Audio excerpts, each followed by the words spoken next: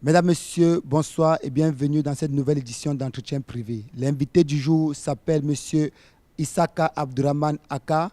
Il est coordonnateur du programme national de sécurité alimentaire au Tchad. Monsieur Abdourahmane, bonsoir et merci d'avoir accepté notre entretien. Bonsoir. Le programme national de sécurité alimentaire, de quoi s'agit-il?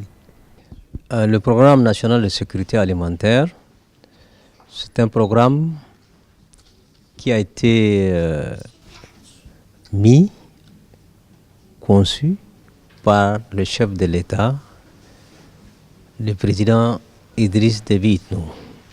À la suite de quoi, parce qu'il avait constaté qu'au Tchad, nous avons d'énormes potentialités dans tout le secteur du développement rural. L'élevage, l'agriculture, la pisciculture, ainsi de suite. Et par rapport à ça, il y a une famine chronique qui sévit et qu'il fallait trouver la solution. Et la solution trouvée pour sortir la faim de notre pays, c'est le programme national de sécurité alimentaire. Quels sont les domaines d'intervention de ce programme et comment il fonctionne? Les domaines d'intervention, c'est le secteur d'abord rural. Je dis rural, c'est le secteur agricole, le secteur de l'élevage, le secteur de l'environnement, le secteur de l'eau. Il fonctionne de la manière suivante. Le PNSA est un programme de faire-faire. C'est-à-dire qu'il travaille avec les services déconcentrés du secteur développement rural.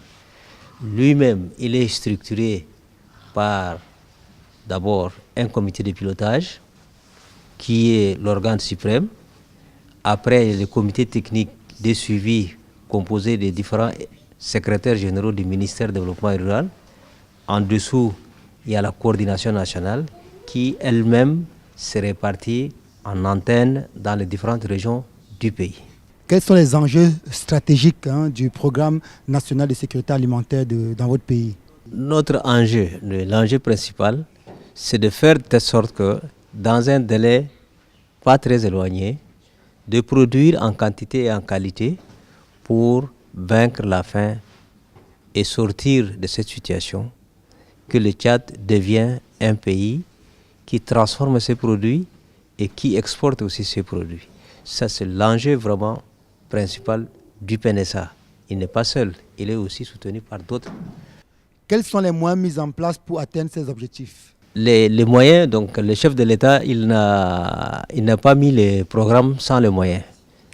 Il a mis beaucoup de moyens. D'abord des moyens financiers, des moyens matériels, des moyens humains, l'expertise. Parallèlement, il a renforcé aussi tous les services qui interviennent dans le secteur du développement rural. Un exemple, on ne peut pas aujourd'hui produire en quantité sans que notre agriculture passe à la mécanisation.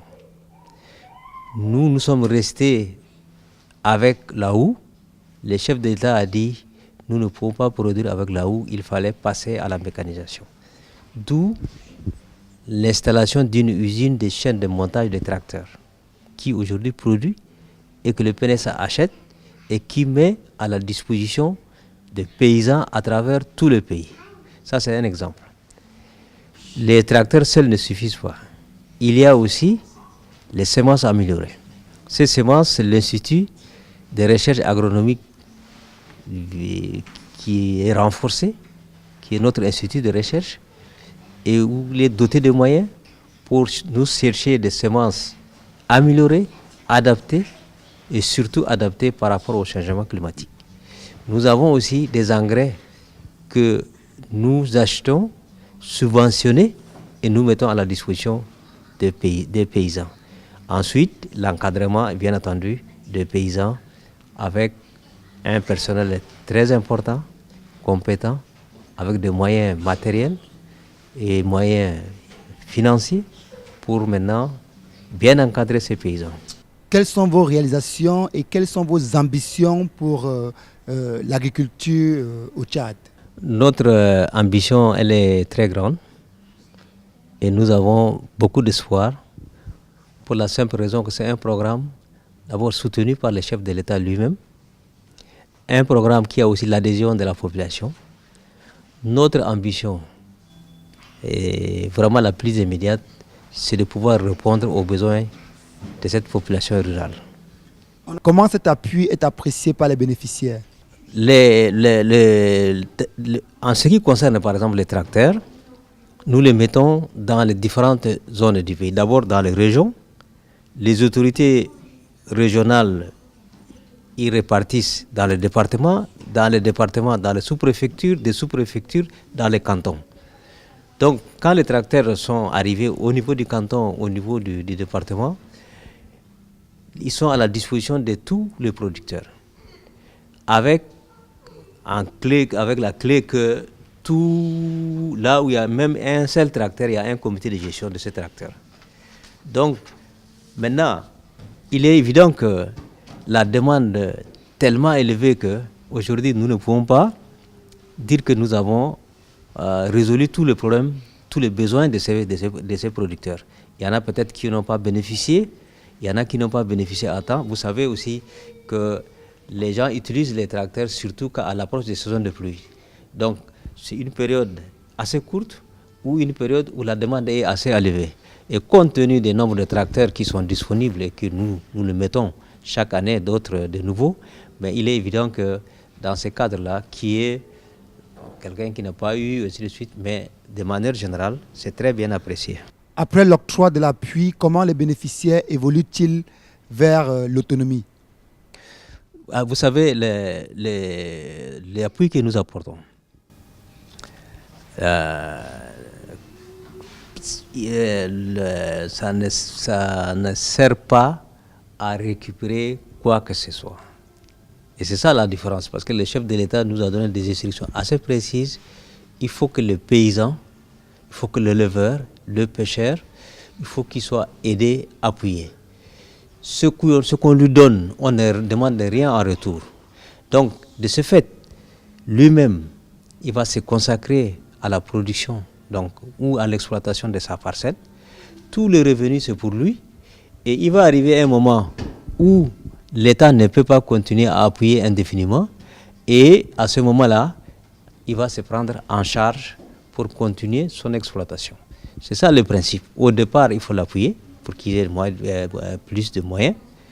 Mais au fur et à mesure, par exemple, les tracteurs, il va arriver un moment, 2 ans d'utilisation ou 3 ans d'utilisation, c'est à l'étude, que qui seront cédés à des groupements ou des coopératives qui vont maintenant s'approprier de ces tracteurs pour continuer. Mais l'État, c'est la première phase, il faut les appuyer pour qu'ils s'approprient. Et c'est ce qu'on est en train de faire. Quelles sont les filières les plus soutenues? Bon, les filières, d'abord la filière riz. Et donc, nous avons beaucoup de terres irrigables. Nous avons à peu près 6 500 000 hectares irrigables tout de suite. Et nous sommes en train d'aménager des périmètres à maîtrise partielle ou à maîtrise totale pour produire principalement du riz, mais aussi les autres cultures. Nous appuyons aussi la production du maïs, le sorgho, l'arachide, les sésames et les niébés particulièrement. Les pays de l'Afrique centrale ont signé un pacte de partenariat sur la mise en place d'un programme détaillé pour le développement de l'agriculture. Pouvez-vous nous parler un peu de ce pacte? Le programme détaillé de développement de l'agriculture, le PDDA, est né à la suite de la réunion des chefs de l'État à Maputo, je crois, où un constat a été fait et il a été demandé à chaque pays de consacrer au moins 10% de son revenu, de son PNB, donc à l'agriculture. Parce que l'agriculture, c'est un des secteurs où les investissements sont assez médiocres. Donc, comme on n'investit pas beaucoup dans l'agriculture, nous ne pouvons pas non plus résoudre les problèmes de la faim.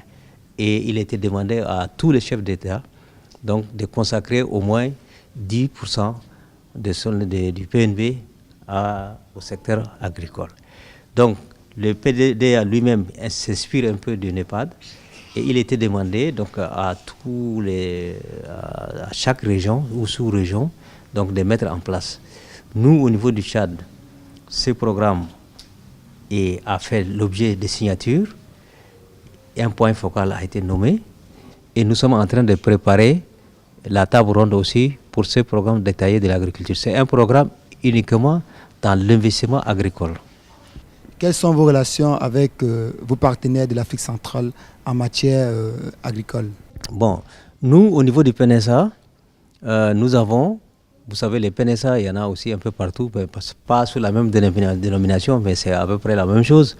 Donc, nous avons un site et avec lequel nous communiquons avec tous les autres pays, que ce soit Afrique centrale ou Afrique de l'Ouest, sur l'évolution de ces différents programmes dans les différents pays. Et nous avons beaucoup de relations, et particulièrement en Afrique centrale, à travers la CAC. Depuis quelques jours, vous participez au Salon international de l'agriculture de Paris.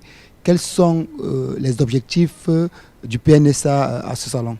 Voilà, donc le Tchad était représenté à ce salon pour la première fois et à un niveau très élevé. Et nous avons voulu montrer qu'au Tchad, il y a énormément de possibilités d'investissement. 3 ministres, 3 ambassadeurs, accompagnés des techniciens des différents secteurs. Et nous avons fait passer les messages. Et au regard des visites que nous avons eues, des personnalités que nous avons rencontrées, la presse que nous avons rencontrée, je crois que le message est très bien passé.